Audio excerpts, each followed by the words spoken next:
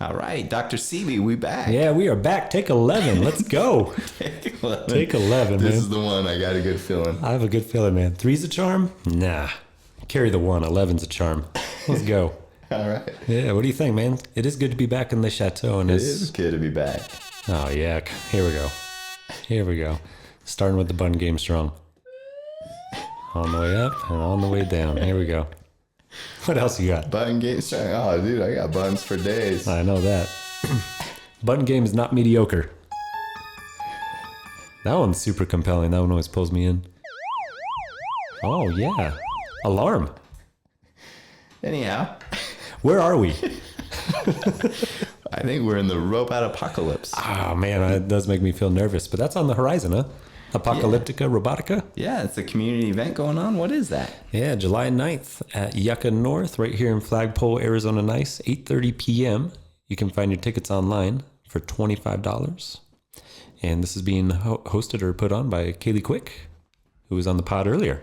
And Dapper Dre has a hand in it? And Dapper Dre has a hand in it. I believe there's all kinds of great stuff. Yeah. I just hope they don't take over the show at some point. Should be. Oh, the robot's taking over our podcast? Yeah, that might happen. You know, with AI, it's always a threat. Yeah, that makes me feel very nervous. Yeah. About the future. Should be a fun night, though, huh? Should be a fun night. Daniel, it does start at 8:30. What are your thoughts on that? Yeah, well, I usually start my chamomile tea at 7:30 and then turn down the covers at 8:30. Okay. And usually by 8:31, I'm You're asleep. in those covers. Yeah. You're in the covers. So it takes a minute for you to turn down the covers and then get in the bed. Okay. Yeah. Okay. I like to document minute by minute. Okay. So 8:32, are you asleep or is that like you've rested? 8:32, I'm on Your stage head is 1. fully relaxed into the pillow. 8:32, I'm at stage 1. Oh, wow. 8:35, I'm at stage 2. Dang, man. Yeah. Hitting those splits. Hitting those splits. I like to race through. I like to race through the stages of sleep. I do believe that. Anyhow, Yeah. I think I may stay up late for this. I also think it's going to be a really great time. Ah, yeah, no doubt. When I saw 8:30 p.m., I did feel a twinge of nervousness about what that would do for your sleep cycle in your routine. But it should be a good time. And do not confuse this with the robot hibachi. Yes, the robot hibachi. So if you find yourself at the robot hibachi, just remember the apocalypse is later. And that will be the end of it. At the Yeah, man, it's the grill. The robot hibachi grill. Or if you're playing robot hibachi ball, you can have a whole day with robots. It could be a robot hibachi ball, followed by a dinner at the robot hibachi, followed by the robot apocalypse, which is night-night for everybody. Ringing endorsement. Yeah. And like you said, I hope they don't take over the show. Oh, man. Yeah. I'm feeling a little on edge about that one. Yeah. Well, what do we got on the docket? What is the show? Come on. This is a big one, man. I'm super pumped. We're going beyond flag with Dawn Kish. Kishalicious. Dawn Wall. The Dawn Wall. Oh, okay. Yeah, somewhere around there. Dawn Kish. Photographer, conservationist, and documentary filmmaker. She got her first camera at the tender age of 17 from her mentor, Sue Bennett. And at that time, little did she know it would result in a 30-plus year career shooting adventure, commercial, conservation photography. Yeah, she was off at that juncture, huh? Yeah, that's moving. Yeah. And so is it pronounced Kishalicious? Yeah, you got it. Yeah, Okay. you got to kind of, you accentuated that nicely at the end, too. Okay. Yeah. Okay. Yeah. So the subject of her work often includes documenting stories of indigenous folks in the Southwest, hanging off walls in Yosemite, or other types of adventure activities. Some of her clients include Arizona Highways, Grand Canyon Trust, National Geographic, Patagonia, and Sports Illustrated. She hitting the big time. Big time. Yeah, she also worked as a river guide for the USGS and describes the river as being a part of her, that it's in her heart and in her soul. That's right. Her conservation work included a portrait series called Connected, which documented the important work of the 22 tribes in Arizona and their deep connection and relationship to the land that they honor and protect. Mm-hmm. And as a filmmaker, so she's entered film. As a film director, she directed the short film Can't Beat This Place for Fun, which was shown at the Mountain Film Fest in 2021. This film was an ode to the local boat shop, Fret Boat Works, right? Fretwater, yeah. Fretwater Boat Works, that keeps the tradition of wooden boat building alive while honoring the story of Martin Litton's Grand Canyon Dory. Yeah, come on. She talks about that film a little bit in in the show here. Yeah. Talks about how it went worldwide, which was really cool to see. Yeah. Currently, she's in the process of shooting a new film titled Tad's Emerging World, which is a super compelling idea in which Dawn is documenting the epic landscape of Glen Canyon using an old Crown Graphic 4x5 camera, which was the same one that was used by Tad Nichols to document Glen Canyon in his book called Glen Canyon, Images of a Lost World. All this from a person who graduated from Coconino, my third favorite high school right here in Flagstaff, Arizona. Nice. Third favorite? Come on. Going hard. Yeah. Are there 3 now? There's more. Anyway. There's 2. 2. Well, I mean, public schools. Public schools. Yeah. Come on. Mine is no longer. At any rate, hashtag go Panthers. Panthers. Yeah. Come on. Meow. Just on a quick side, didn't your high school go out of business? It evolved into a middle school. So it went out of business right after you were there, right? Yeah. We kind of shut the place down, I feel like. Yeah.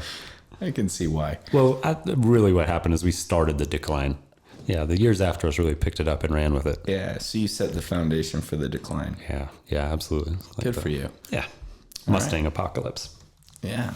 Well, in this episode, Dawn discusses the TAD project, including its origins and what it's been like creating it thus far, what got her into photography, and her connection to Flagstaff.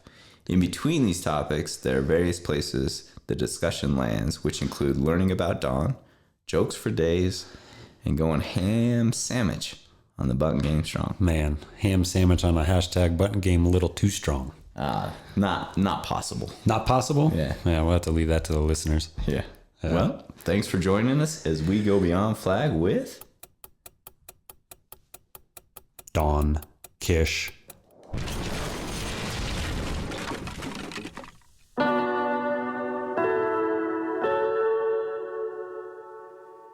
Welcome to Beyond Flag, a Beyond the Pines production, created by, with, and for the people of Flagstaff, building connection in the town we love. We are your hosts, Dr. Daniel J. Phillips. and Cody Bayless, also known as Dr. Chinchilla Nice Nice. Thanks for tuning in as we go Beyond Flag, straight from the dunny of our observatory.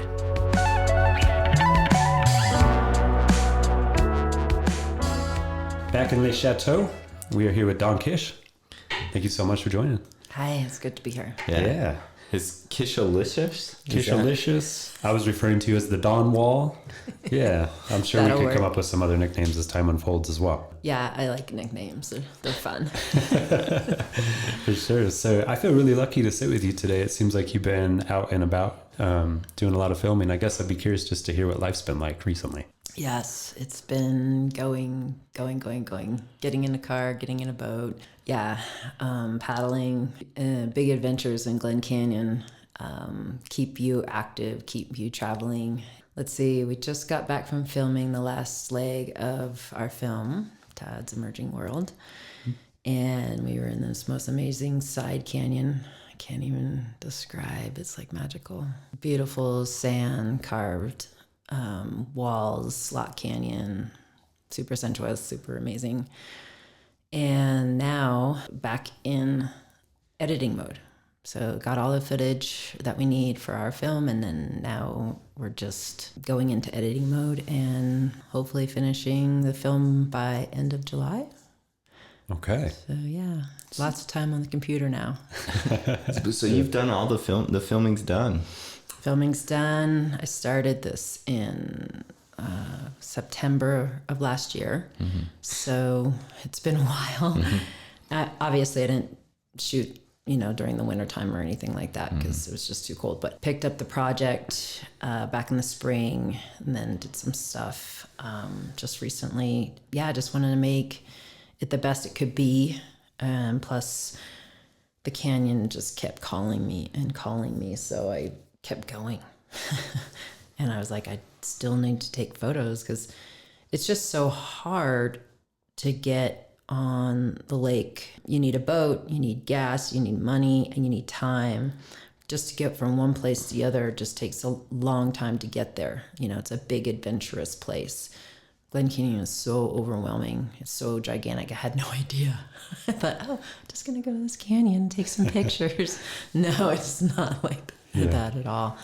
It was like, whoa, where are we going? Oh man, that's really far. So a lot of time and effort and being overwhelmed. But yeah, just trying to get to the places to take the images was so a daunting task. And then finally you get there and it's like raining or windy or, you know, it just doesn't work. The light is bad. And then, then what do you have left? Okay, the next day. And so your time is like dwindling. Yeah. But yeah. So that's why I felt like I had to keep going back to this amazing, beautiful place. And so you've mentioned the project several times. What's the project you're referring to? You said since last spring you've been working on it. What is it? Okay, so I've started a movie called Tad's Emerging World, and it is about Tad. Tad Nichols was a photographer back in the 1950s, and he documented Glen Canyon before Glen Canyon Dam filled up the reservoir called Lake Powell now, as we know it. About 2 years ago, a friend of mine is also a photographer, printmaker, and helped Tad print this beautiful book called Glen Canyon Images of a Lost World. And that book, it was such an inspiration to what was. Glen Canyon was incredibly beautiful, and Tad's images were like Ansel Adams, and so as a photographer, I would just slip away into this other world and look at these images and just get lost, thinking that I would never see Glen Canyon ever in my lifetime. But recently, the lake levels finally dropped to its all-time historic low. Actually, the lowest was in April 22nd, 2022, where it was getting very close to stop producing electricity with the dam. So it was very close, and everybody kind of got freaked out, and then they asked Flaming Gorge to just release a bunch of water. So I'm making a film about going back and documenting this, and it just so happens that I have Tad's camera, and my friend Richard Jackson is letting me borrow this camera. So it was pretty cool. Yeah, the actual camera that Tad used in the 60s. Yeah, all the way from 1950 to 1963, he documented the Glen Canyon. Not only with this camera, he had a bunch of other cameras as well. But this one is the one that came into my hands about a couple of years ago. Oh, it looks like such an amazing project. I really wonder, I was reading one of your interviews and you made this reference to, if you were to look on modern maps, some of the places where you're taking these images would be blue, like it would be water on the map, right? And I was wondering what it's like for you to even carry Tad's camera, to walk on that ground. What does it feel like? What does it smell like? Those kinds of things. It feels amazing. It's an old 4x5 camera.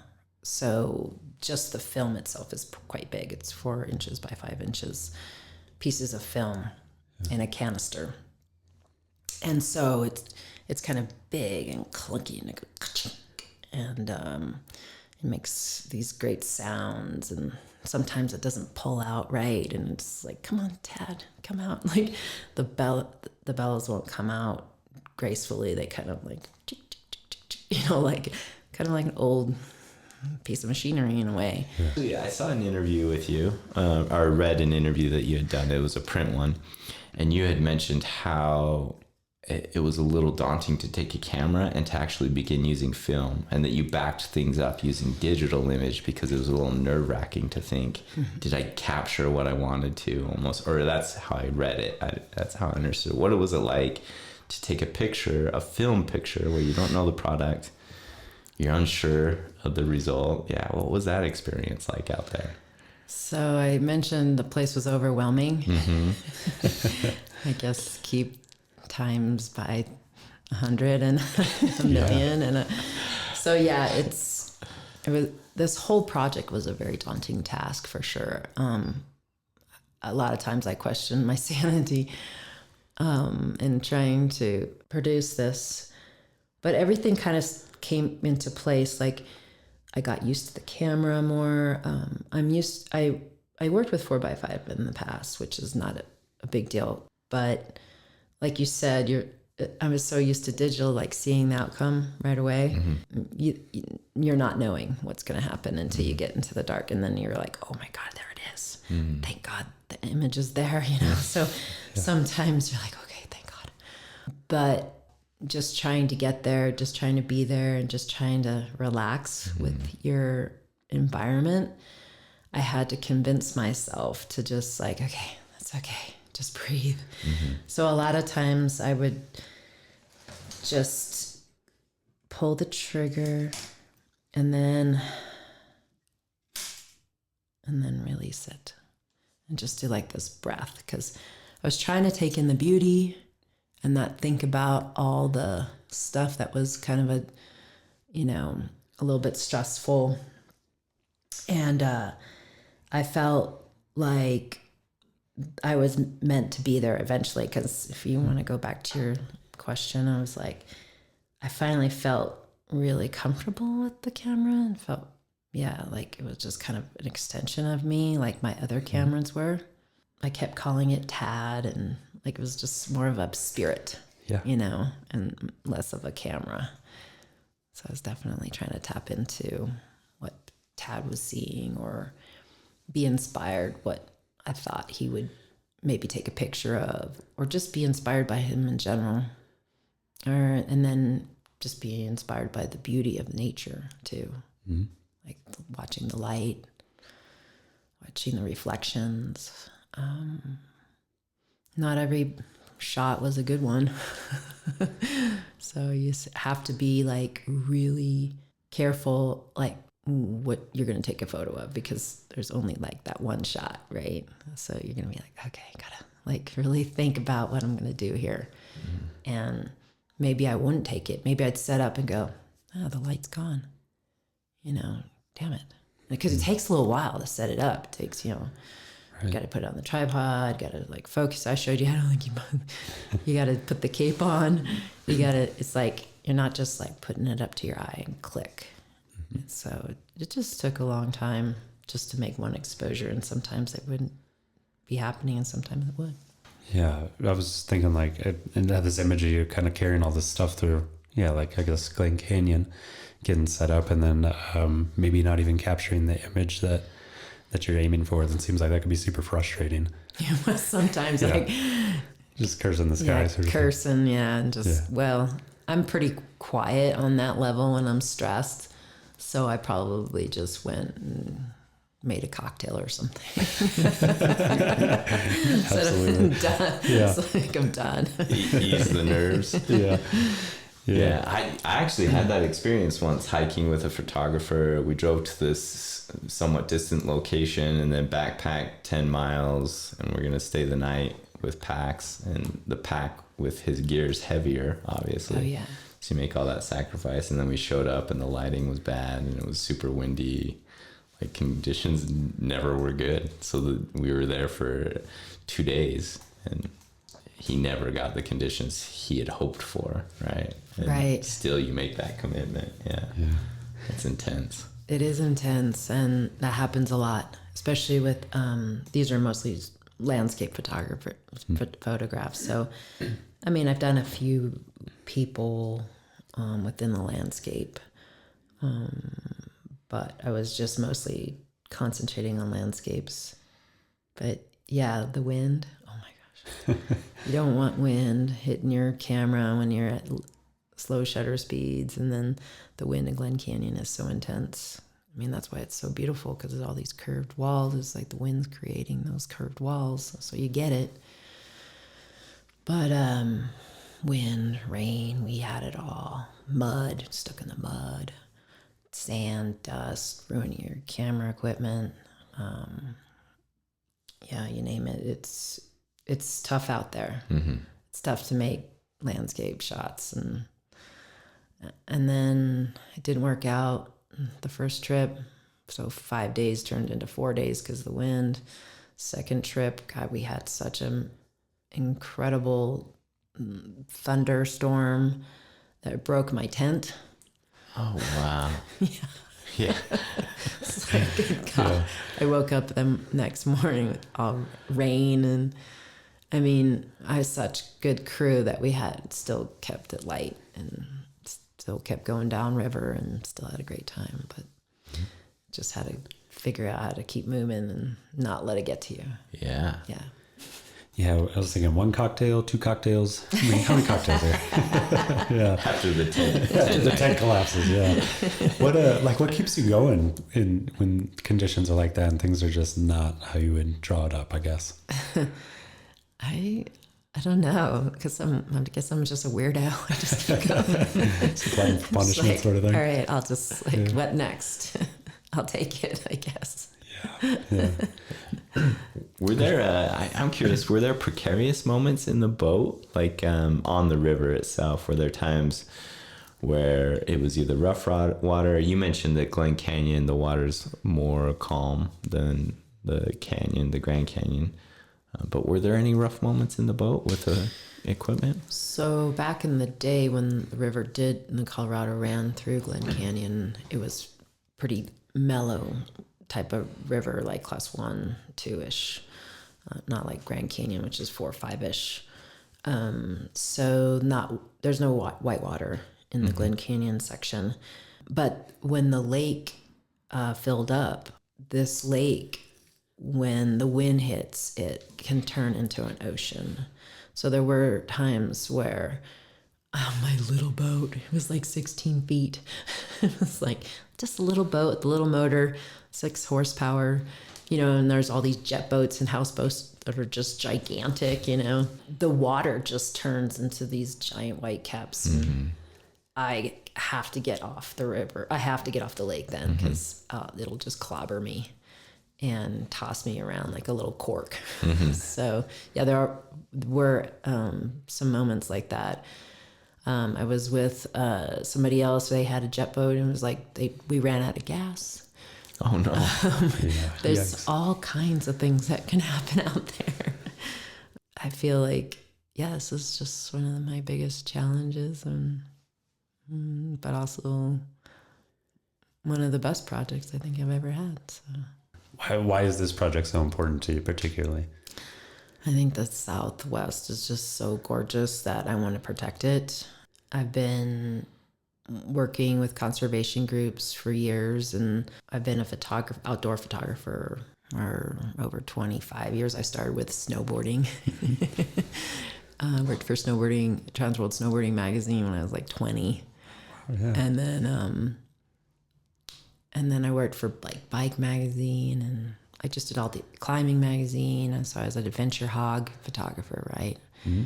And then just going to all these beautiful places all the time, I just realized that you got to help protect these places, these beautiful places, because they're just going to be overrun if we don't. So I realized that doing art, and my art is photography and now filmmaking, and that has a voice in protecting our places.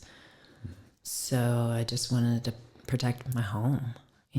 The Southwest is my home, and I just wanted to protect what was kind of coming apart at the seams. I feel like Glen Canyon could be freed if it's possible. But I think the powers that be won't let it go until the last moment or with their dying breath. I think Mother Nature's trying to tell us something, and nobody's really listening. There's just no water. We're in a drought.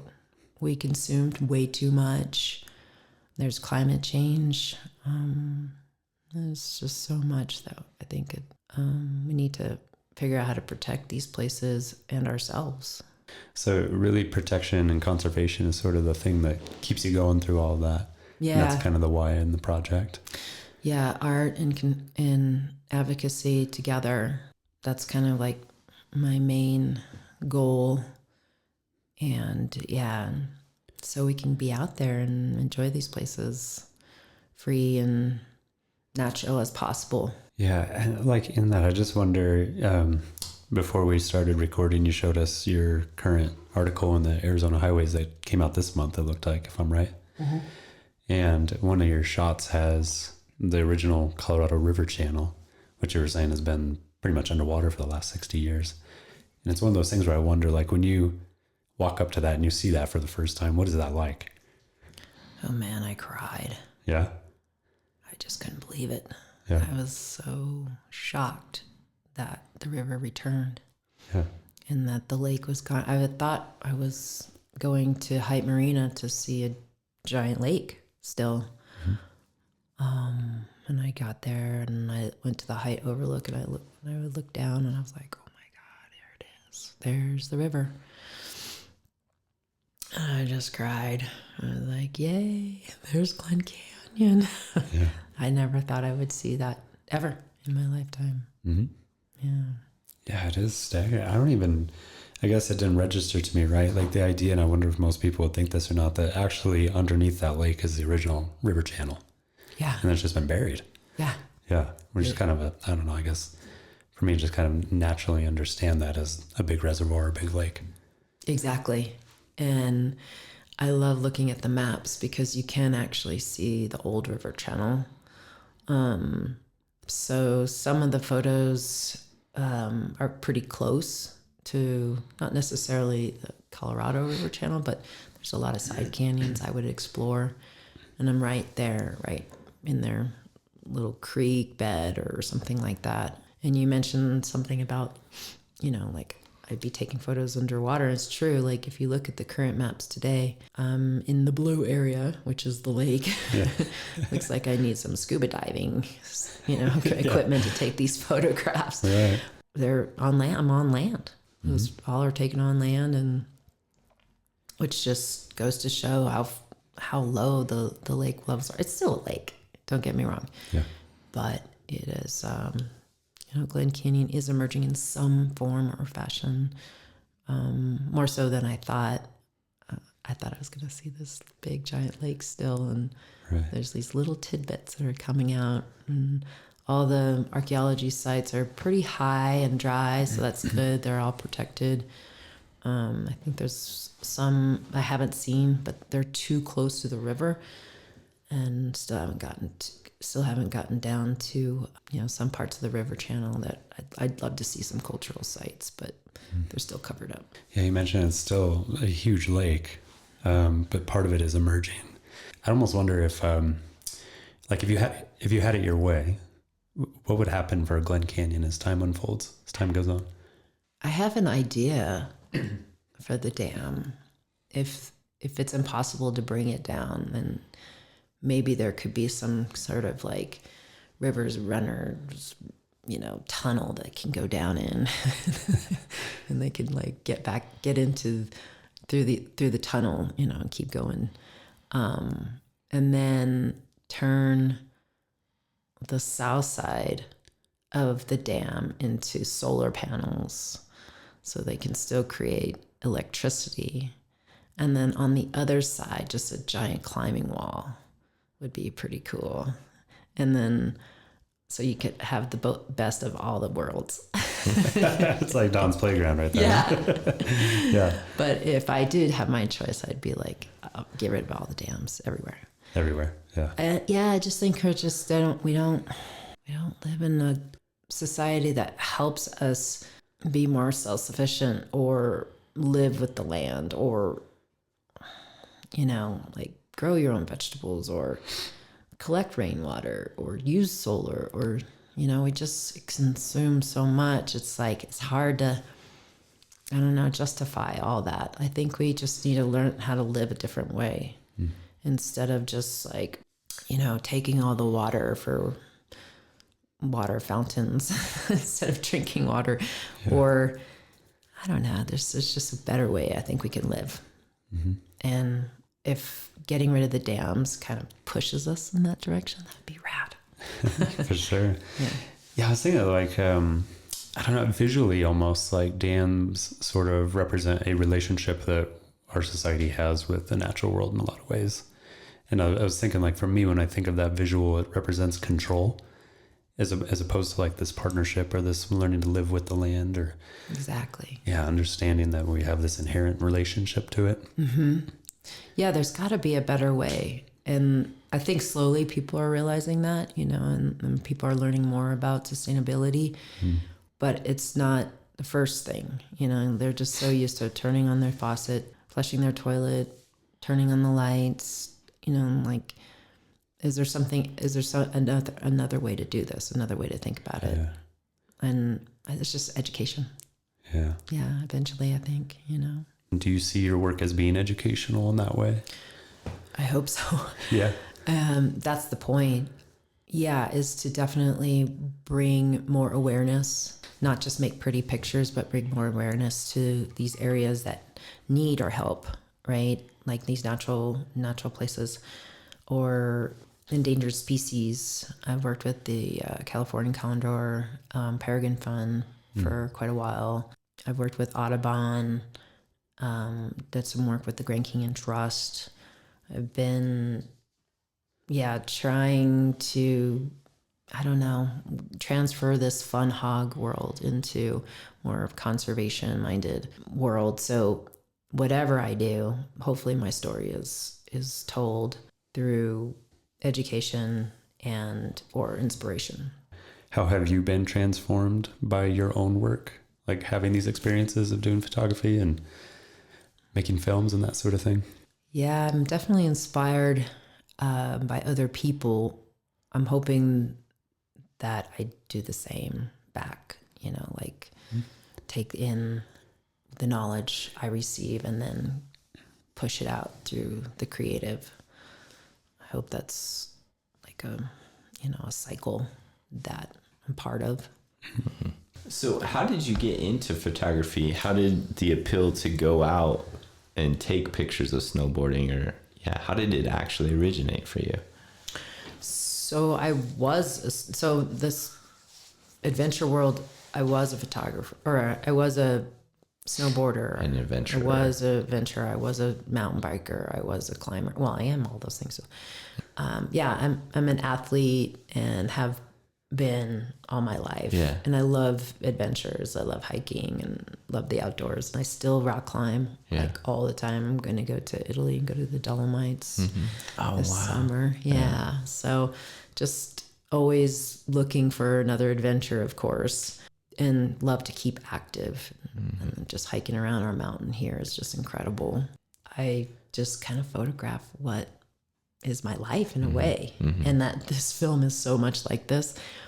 But the last couple of films have been about my boyfriends. So now I'm making one about me. There you go.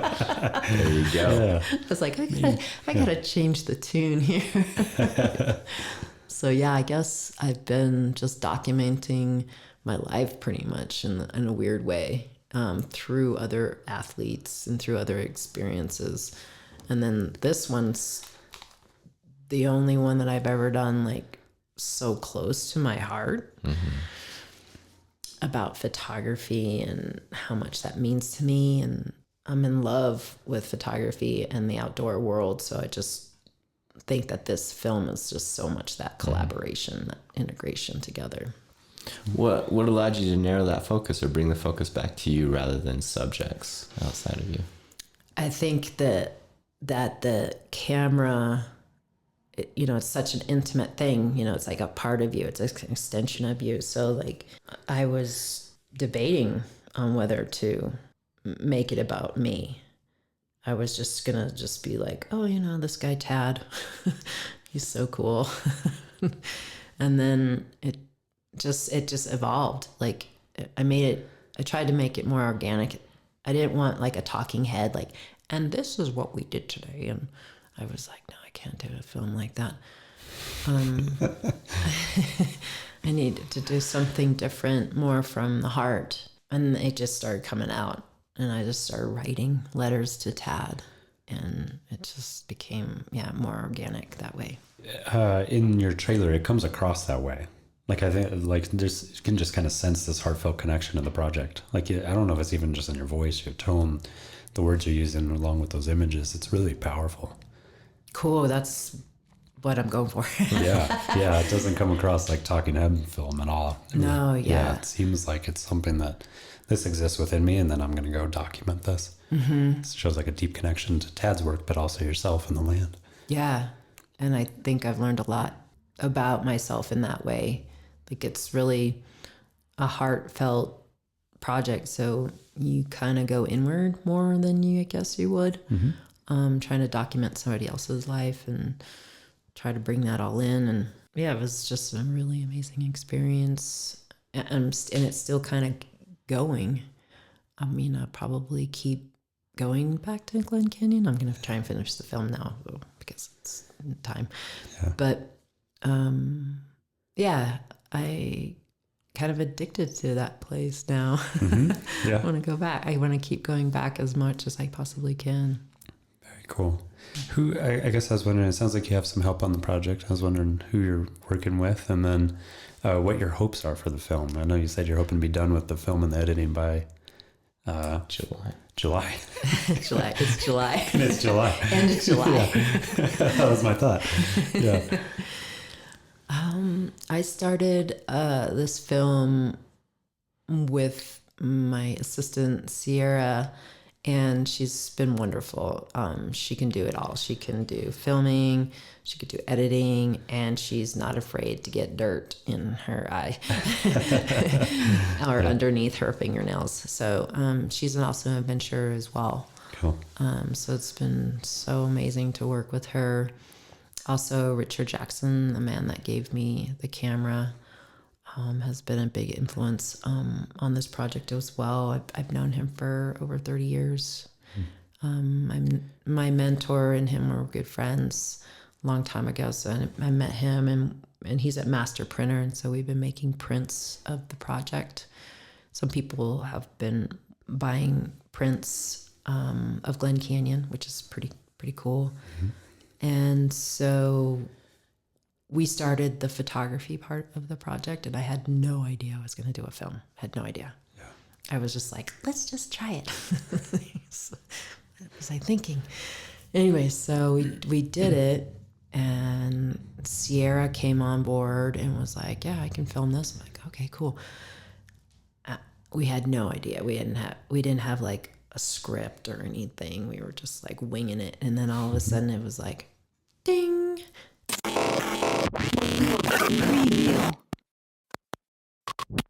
Preview. Well, hello, human listeners. This is Kaylee Quick, and I'm taking control of this cybernetic audio platform you call Beyond Flag to warn you of your impending doom. The robot apocalypse will occur on stardate 07.09.2022 at Yucca North. Doors are at 7:30 p.m. and show starts at 8:30 p.m. Expect to be mesmerized and controlled as you witness the most beautiful displays of robot ingenuity to date. Performances by models include drag, belly dance, pole dance, burlesque, and a smorgasbord of other acts and oddities. The evening will be guided by the cunning linguistics of the future man himself, Android Dre. Stay for the after party and groove to some robotic tunes by the legendary mad scientist DJ Jess. Tickets can be purchased at bit.ly/robotapocalypse, and the long-winded version is bit.ly/ROBOT,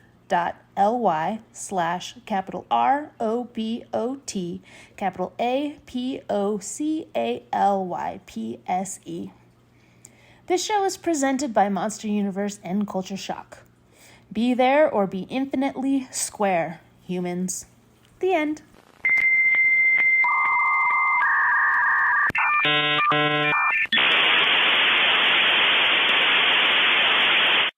I guess I wonder, where do you see the film going from here? Okay, so Banff is like this incredible mountain film festival, and they have also a world tour. Their next deadline is end of July, so I definitely want to get in there and see if I can get the movie in, and then also share it with Mountain Film and Telluride. Okay. And that's not till the next year, though. It's like it takes a long time for stuff to happen with them films. Yeah. And the Flagstaff Film Festival here is amazing. Another community that is just, these people are just incredible and wonderful to work with. And I've been working with the film festival here in Flagstaff since 2007 or something like that. So been helping with that organization and just being part of that is just, it feels like family in a way. It'll air there as well. Okay. Yeah. So hopefully those 3 for sure. But I have a whole list of people I want to send it to. There's like Wild and Scenic Rivers in California. Another one out called New York Wild. They were asking me when my movie was going to be done. So yeah, people are asking about it, and just got to cross your fingers, cross your toes and your eyes and your legs. And it's a process. But yeah, hopefully it all will pan out. One of your other films, Can't Beat This for Fun, has this creative element to it that's not like we're going to just do this formulaic documentary. It's like, have fun with it while doing it. Is that how you are with all your projects? Or? I hope so. Yeah. Because this particular project, the TAD project, is pretty serious in a way because just of the whole political and conservation message. But definitely the film will not be like that. It's not going to end like, oh, that was a Debbie Downer. Oh my God. I don't really want to, I don't want to live anymore. A lot of conservation movies are like that. And this one, Can't Beat This Place for Fun, was definitely not like that, but it had a conservation message about where these boats came from and why they're named a certain place. It's because they were dammed rivers. They at first started like that, and then now they kind of transformed into just like places that were, compromised by man of some sort. So it could be an endangered species, areas that are damaged of some sort. Not everybody took that, and not every boat owner took that and ran with it, but I just actually made my own Dory, and I called it the Jaguar. Rare. Do you have a rare? I see. So I built my own Dory and called it the Jaguar because the jaguar, the endangered jaguar down on the borderlands, were having a lot of hard times at the time that I was building it. So I was like, I'm going to call it Jaguar. And of course I love leopard and jaguars and all that kind of stuff and meow meows. So you named it Jaguar, and what was the whole process of building the Dory like? That's such what a big venture. Yeah. So COVID really, put the kibosh on everything, right? So we're just like, what would the hell we do with our lives? So I ended up making that film, Can't Beat This Place for Fun, but why not make a boat too? And it just fell into my lap, and I was, and Brad Demick, the boat builder and the star of Can't Beat This Place for Fun, offered, hey, do you want to build? Yeah, I'm going to build a boat. So we ended up building it together. I mean, I can't say I built it. I probably did half the work. He would say that's not the case, but really what he would do is like show me what to do, and then I just do it. And then sometimes I'd be like, I can't remember how to do this. And then I'd go over there and like, how do I do this again? And he'd show me again. And then, cut the wood, do this, do that. But what an amazing experience, just working with wood and just, creating something that you're going to go down the river with, right? And enjoy. And again, here I am, a fun hog again. I was a river guide down Grand Canyon for years. I started first river trip was in 94. And my first boat down Grand Canyon was in 98. So I'd been rowing boats for a long time. And so I have this really big love for the river. So why not make a boat, Sometimes it was hard work. Like my wrist was seizing up and I couldn't do certain things, pounding or whatever. So it's like a lot of hard work, a lot of labor, intensive. I remember it was like, I can't do that because of my wrist, blah, blah, blah. But I felt like such a wimp. But you kind of learn like, oh God, don't make that mistake again. Like, predetermine what you're going to do and like kind of really think it out because you don't want to like backtrack on your mistakes. But Brad was so nice. He was just like, oh, just whatever, we'll just fix it. Like, okay. So if I mess this up, we made these little tiny dories. They were like 9 feet long. They're called Dory X. So that's the boat that I made. It's a one-man dory, and we took him down Grand Canyon. He made one as well. And we took him down Grand Canyon, and I was so scared I was going to like bash it or crash it or whatever it was. And then he's like, well, why are you so worried? It's like, we could just fix it. I was like, oh, okay. Just take some wood and nail it back together or duct tape it or whatever. He's just like, yeah, we'll just fix it. You'll smash it and we'll fix it. I'm like, okay. And I never smashed it yet. So cross your fingers, cross your toes. Yeah. So now I'm like, oh, if I smash it, I'll just duct tape it and then nail it back together. It's going to be fine. And then I'll take it into his shop and he'll really fix it. Right. So, yeah. Yeah. How long did it take to build the Jaguar? It was a while. Yeah. It took started, I think, June and then ended up going on the river. Its maiden voyage was down Grand Canyon in October.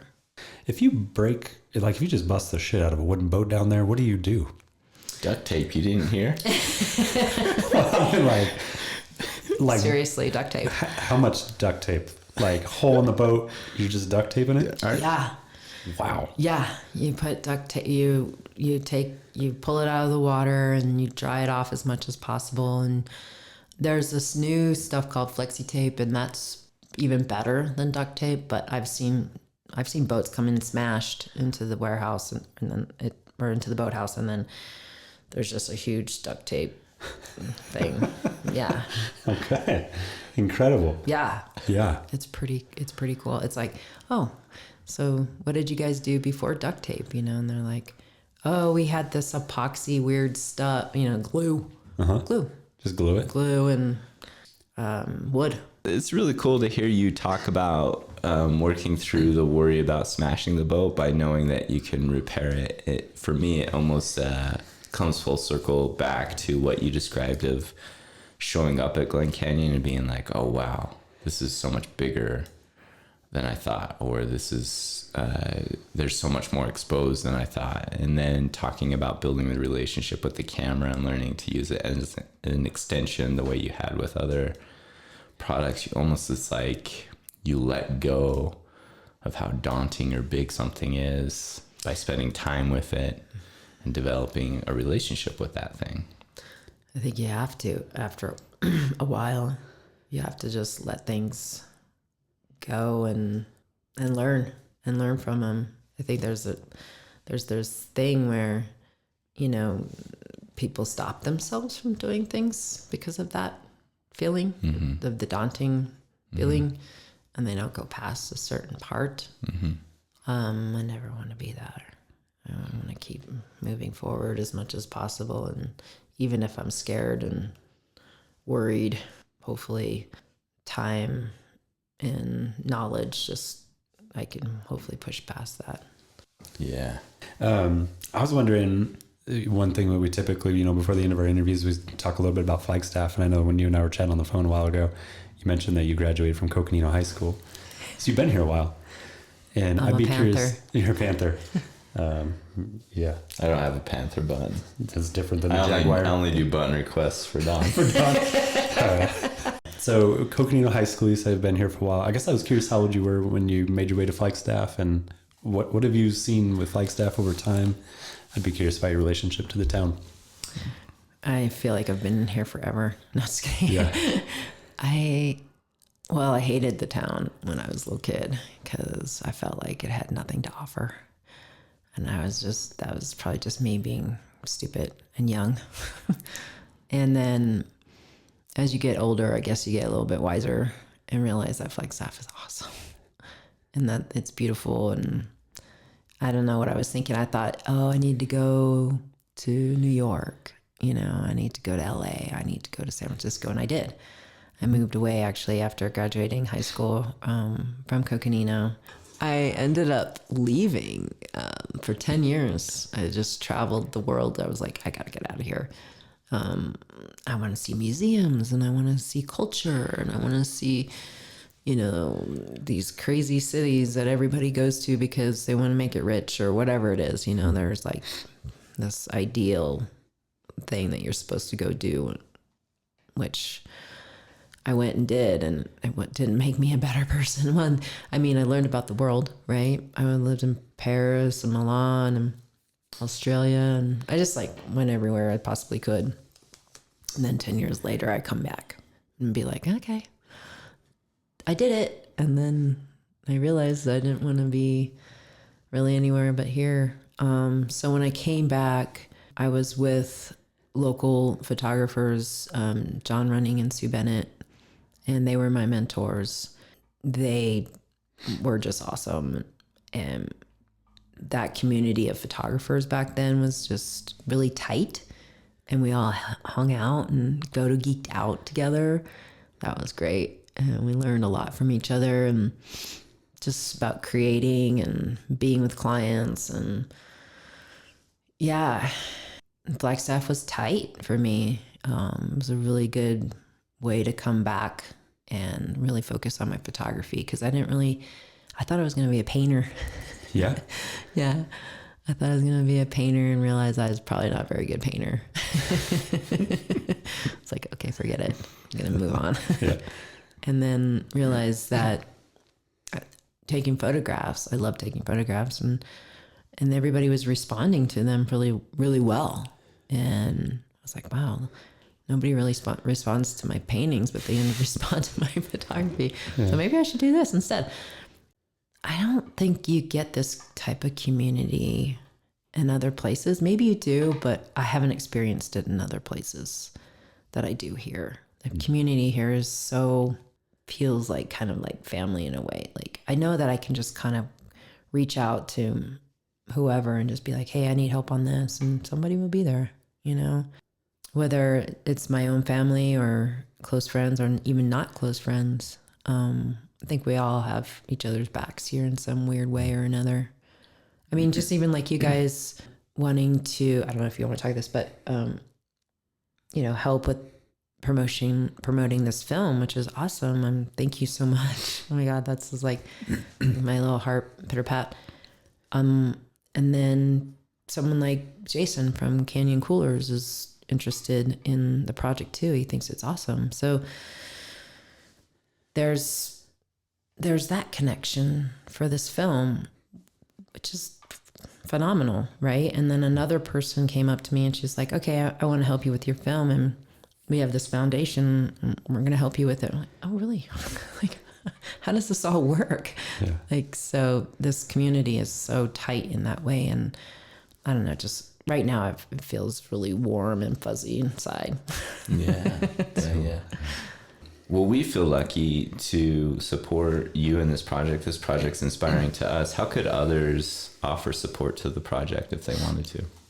I started a GoFundMe not too long ago, so you can just hop on that. I think you can just type in my name, GoFundMe, Dawn Kish, Dawn Kish, or Tad's Emerging World, GoFundMe. I think either one will pop up. Mm-hmm. Yeah, we'll include a link to it as well in the description. So yeah. And then there is the Arizona Highways did a small story about this project, and also NAU Archive at the Klein Library. I'll be having a show there in September. And then there's also Glen Canyon Institute up in Utah. They want to do an exhibit as well. So it'll travel. The exhibit will travel around a bit, show people. That was my curiosity was, if you were to describe your relationship with the town, or what is the thing that you feel most connected to? The thing I hear you saying is the people. Yeah, people definitely. And why we're here, well, it's like, I feel like why we're here is definitely the mountain. Mm. The mountain really connects us all, and the natural world, because we're not in this big city of concrete, even though that it feels bigger and bigger of concrete each day here. But it's still this small town. It's still like a beautiful community. And yeah, I just feel really lucky and honored to be part of it. Super cool. I feel super lucky to sit with you today. I feel really excited to see how things unfold for you in the film. Mm-hmm. It looks like such an important project. Yeah. Yeah, very, very heartfelt. And yeah, I'm honored to have gotten the camera and all the community coming out and supporting this film. Just like, I'm about to cry right now. Well, we're pumped for you, and we wish you all the best. Yeah. Thanks. Yeah, thanks so much for spending the time to come. Yeah, thanks for having me, and thanks for your support. I really appreciate you guys. Yeah, thank you.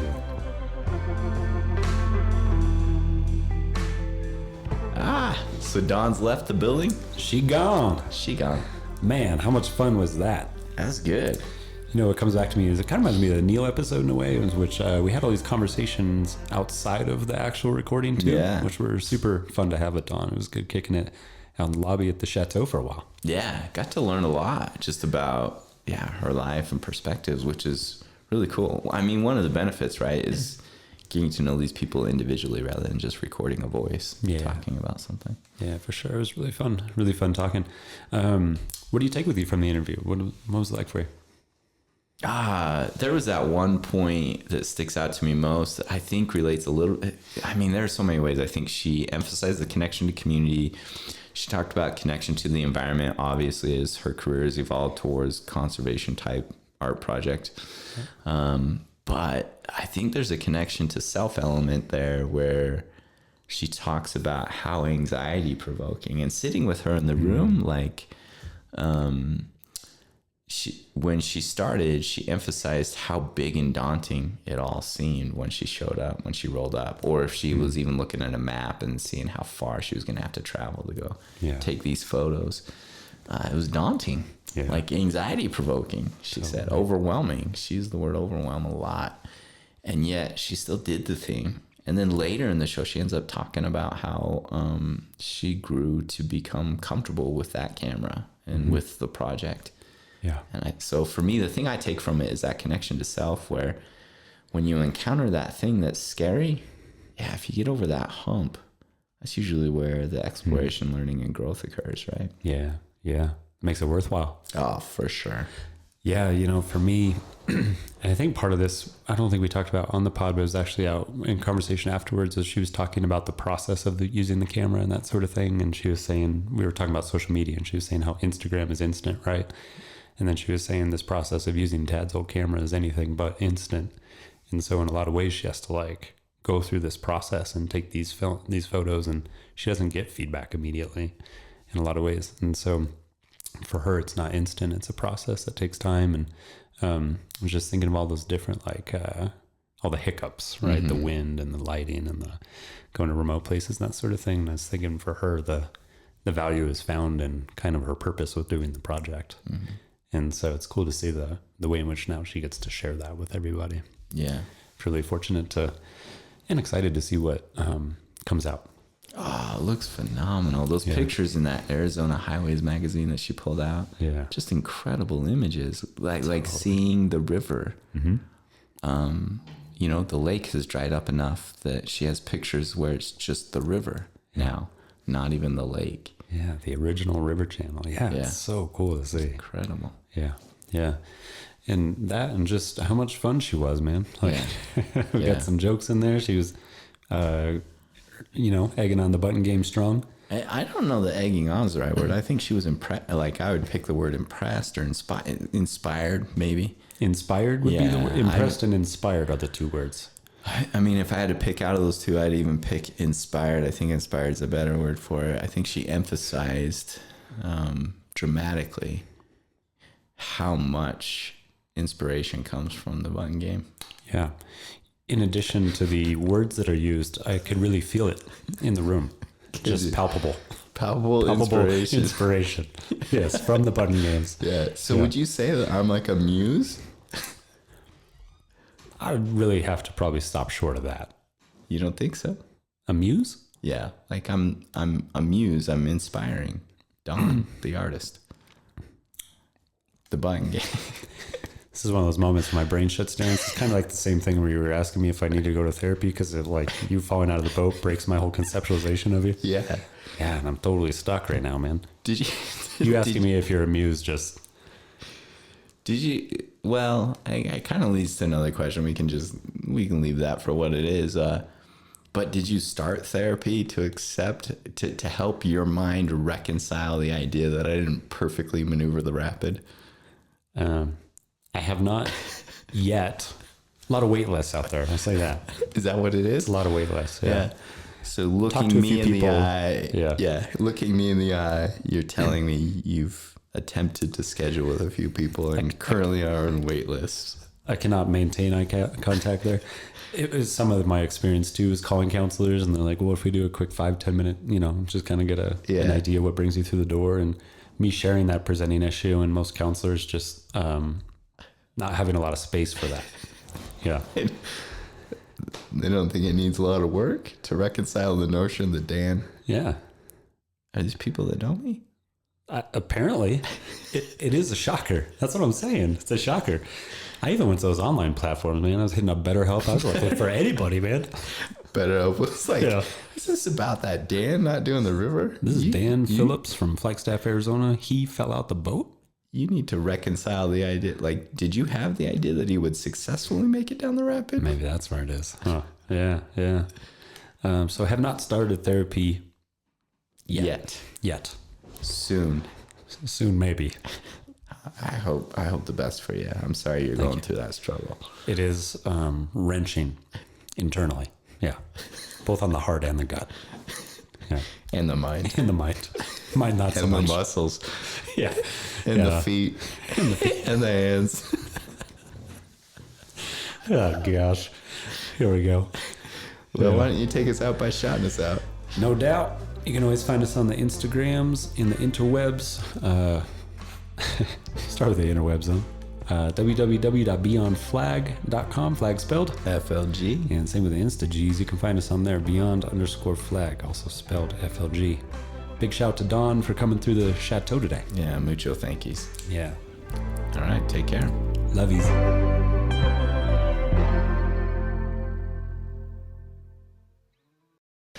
Why do we do this? Why do we do this? This right here. We're doing it again.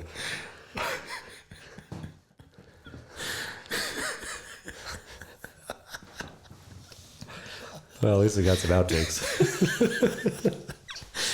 Your face. Every time I open my eyes and see your face. It makes you laugh. Angry or laughter? Those are your two responses to my face. Oh man, you're just so over the buttons today. Oh man.